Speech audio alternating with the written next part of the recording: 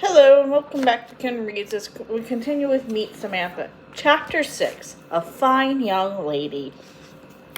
2 days later, Samantha tugged on the string of her tin can telephone. She and Nellie had tied bells to both ends of the telephone so they could signal one another when they wanted to talk. But today Nellie didn't answer. Samantha tugged again, but there was still no answer. She crawled to the tunnel. There was no sign of Nellie.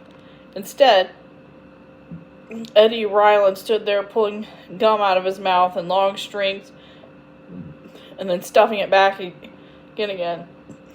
"I know something you don't know," Eddie said. He looked pleased with himself, and that worried Samantha. She waited. "Nellie is going away," Eddie said. Samantha felt as though she'd been hit. "What are you talking about, Eddie? Our driver's taking her back to the city. She's sick, and my mother says she's not strong enough to work. She's waiting in the kitchen. Mother says next time we'll get an immigrant woman who can last longer." Samantha wanted more than anything to punch Eddie in the nose, but she knew she couldn't. She knew that even if she were a boy, she couldn't punch Eddie in the nose. Certainly a grown-up person would not punch Eddie in the nose. A grown-up person probably would not have reached out and shoved Eddie's chewing gum right into his hair either. But Samantha did. After all, she was only 9, and that is half grown up. Then she pushed to her friend, leaving Eddie howling and trying to get the sticky mess out of his curls. In the Rylands' kitchen, Nellie sat on a wooden chair, swinging her legs and staring at her belongings. They were tied in a shawl at her feet. "Nellie, are you sick?" Samantha asked. Nellie looked up. "No, I'm not sick," she said, "but I still cough sometimes. Mrs. Ryland is afraid I'll get sick and be a bother, so she's sending me back." "But Nellie, will you have to go back to work in the factory again? You'll get sick if you go back. And what will I do without you?" Nellie had started to cry. "It'll be all right, Samantha. Really it will. Only I'll miss you so much." Samantha couldn't stand to see Nellie crying. "Wait a minute. I'll be back," she said, as she dashed across the yard and into her own kitchen. "Mrs. Hawkins!" Samantha cried restlessly. "Mrs. Hawkins, they're sending Nellie away, and her family doesn't have enough food. We have to give them something." Mrs. Hawkins would have been equipped to help even without Samantha's begging. In a few minutes she had packed a basket with a pie and fruit, some food and tin cans and a ham. Samantha ran back to the Rylands carrying the basket. And something else. She put the basket at Nellie's feet. Then she placed Lydia in her arms. "Here, Nellie, you take Lydia," Samantha said. "She'll be your friend." Samantha hugged Nellie and stayed with her until the Rylands driver came. Later that afternoon, Uncle Guard and Cornelia was having some tea with Grandmary. Samantha was there too, but she was not playing and laughing with Uncle Guard.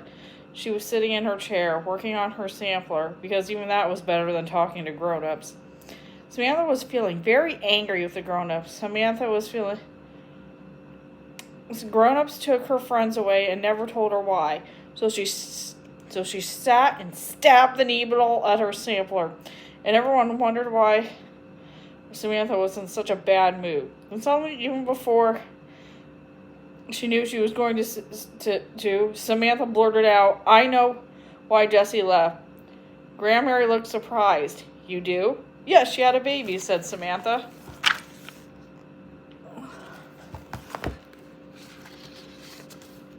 Now Grandmary was really surprised.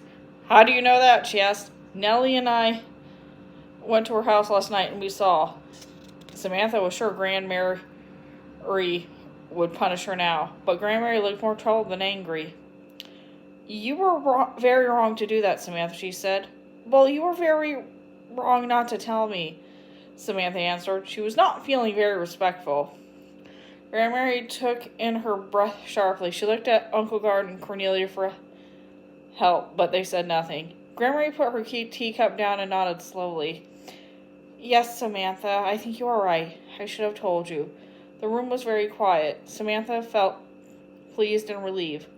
"Well, can Jessie come back?" she asked. "Now, Samantha, you know she has to take care of a baby." "But she can bring him with her," said Samantha. "He wouldn't bother anybody." Grandmary looked thoughtful. "Well, I hadn't thought about that, but I suppose if Jessie wants to, and Mrs. and Mrs. Hawkins doesn't object. As if anyone could imagine Mrs. Hawkins objecting to Nathaniel. "Oh, thank you, Grandmary," Samantha almost shouted, but Grandmary wasn't used to making mistakes, and she was feeling embarrassed. She changed the subject. "You don't have your doll today, Samantha. Are you tired of her already?" Samantha looked down and felt her face turn hot. No, I lost her." "You lost her?" Grandmary was upset. "My dear Samantha, how are you ever going to grow up into a proper young lady? I tried to give you a sense of value, and—" "I think Sam's sense of value is just fine, Mother," Uncle Guard interrupted quietly. "She gave the doll to Nellie. Mrs. Hawkins told me." Grandmary stopped short. She looked at Uncle Guard, and then she looked at Samantha. Then she nodded slowly. "Yes," she said. "I think Samantha's sense of value is just fine indeed." Samantha ran to her grandmother. "Grandmary, we've got to help Nellie's family. They don't have enough food and they don't have enough coal. Can we help them, please?" Grandmary's eyes went up, and then she threw her head back and laughed. "Yes, Samantha. Yes, I guess if you care enough to give up your finest treasure, then we can find a way to help Nellie's family." She gave Samantha a proud smile. "You are really quite a fine young lady, Samantha Parkington," she said. She opened her arms to fold Samantha in a hug as warm as summer sunshine. And that is the end of Meet Samantha. Thanks for listening. Goodbye.